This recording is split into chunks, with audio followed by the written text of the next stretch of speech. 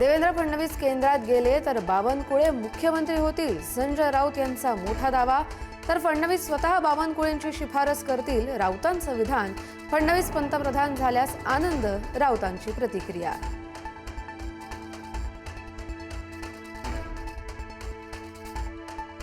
भाजप देशात राष्ट्राध्यक्ष पद्धत आणण्याच्या तयारीत, खासदार संजय राऊत यांचा आरोप। तर ट्रम्पसारखं देशात हे राज्य करतील, राऊतांची टीका।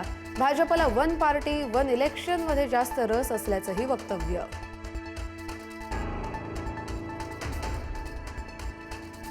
मोशी दुर्घटनेबाबत धक्कादायक माहिती समोर। दुर्घटनाग्रस्त इमारतीच्या केवळ तळमजल्याच्या पूर्णत्वाचा दाखला, महापालिकेच्या बांधकाम विभागानं दिलेला दाखला पुढारी न्यूजच्या हाती।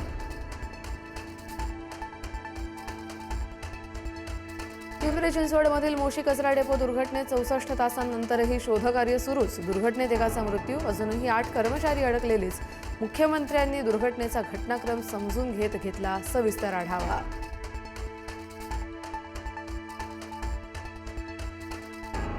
मोशी दुर्घटनेतील कर्मचाऱ्यांचे नातेवाईक संतापले। आयुक्त कुलदीप जंगम यांना घातला घेराव। बचाव कार्याला उशीर होत असल्यानं नातेवाईकांना संताप अनावर।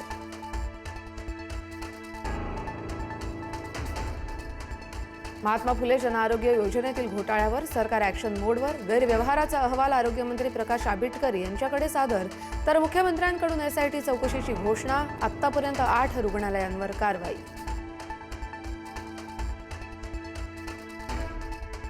शेतकरी कर्जमाफीच्या नियम अटींमध्ये मोठा बदल। 50,000 रुपयांऐवजी आता 2 लाखांपर्यंत कर्जमाफी मिळणार। 26-27 ची अट काढून टाकली, मुख्यमंत्र्यांची विधानसभेत घोषणा।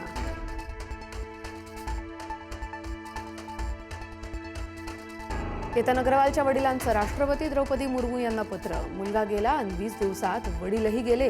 कुटुंब उद्ध्वस्त झालं असून खटला फास्ट ट्रॅक कोर्टात चालवण्याची पत्राद्वारे मागणी।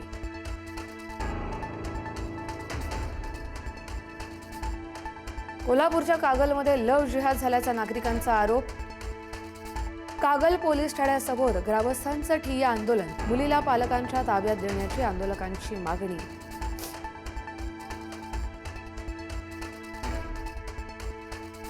पालघर महापुरानंतर देवीपाड्यासह अनेक गावातील पूरग्रस्त अजूनही मदतीच्या प्रतीक्षेत। देवीपाडा, तरडेपाडा, देवशेत, झांझरोळी आणि मंडळपाडा या गावांना पुराच्या पाण्याचा 4ही बाजूंनी वेढा। कुटुंबांना घरांच्या छतांवर काढावी लागली रात्र।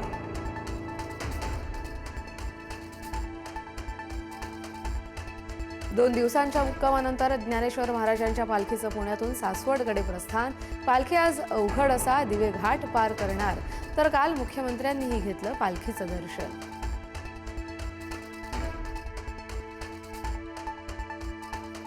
राम मंदिर देणगी अपहार प्रकरण, आरोपींच्या नातेवाईकांची बँक खाती पोलिसांच्या रडारवर।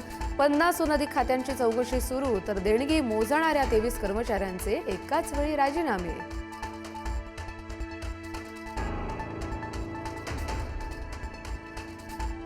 अभिनेता राजपाल यादव याला 3 महिन्यांचा कारावास। चेक बाउन्स प्रकरणी न्यायालयानं सुनावली शिक्षा। 7 खटल्यात राजपालला प्रत्येकी 3 महिन्यांच्या साधा कारावासाची शिक्षा। तर प्रत्येक खटल्यात 1 कोटी रुपये भरण्याचे आदेश।